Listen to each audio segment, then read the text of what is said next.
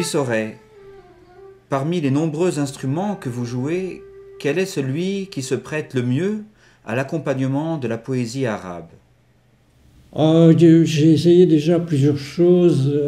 J'ai essayé le violon, j'ai pratiqué aussi le luth avec des lectures.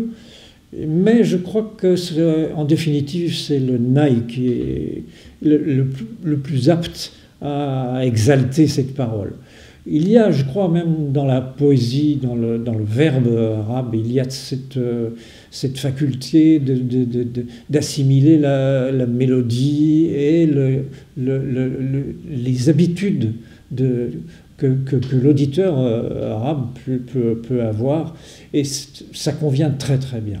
Alors, évidemment, la musique peut être une sorte de fond sonore, tout simplement, parfois avec une seule note, mais c'est beaucoup plus intéressant d'écouter le choc des consonnes, la voix des voyelles, etc., et d'adapter à ce moment-là le mode qui convient et qui soutient, j'allais dire, qui soutient la musique propre à la poésie. Pourriez-vous le décrire? Alors le nai est une flûte du genre oblique, c'est-à-dire ce n'est ni une flûte à bec qui est verticale, ni une flûte traversière qui est de travers, donc, et qui est plus occidentale.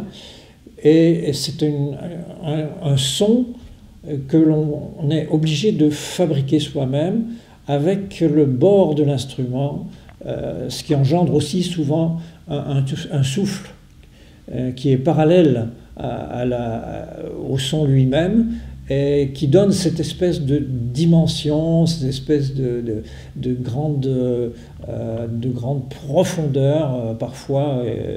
Et je crois que là, c'est aussi un instrument extrêmement performant, puisqu'il atteint 2 octaves et demie très facilement. Donc il a plusieurs voix, il a une voix grave qui est très évocatrice et une voix aiguë qui peut servir soit à la méditation, soit à l'allégresse de la danse, par exemple. Quel spectacle fut l'occasion de la rencontre avec Rouba Saba Habib? C'est un spectacle intitulé « Liban, terre des rencontres ». Ça nous a donné l'occasion de nous rencontrer d'abord. Nous avons eu quelques rencontres préliminaires, on a cadré certaines choses, et puis ça a été très facile parce que Rouba m'a laissé tout de suite la possibilité de l'improvisation. Et moi, c'est pas une spécialité, mais c'est une facilité pour moi. C'est-à-dire que le texte lui-même engendrait ce que j'avais à dire, ce que j'avais à soutenir, ce que j'avais à exalter, ce que j'avais à souligner, et c'était extrêmement facile. Voilà.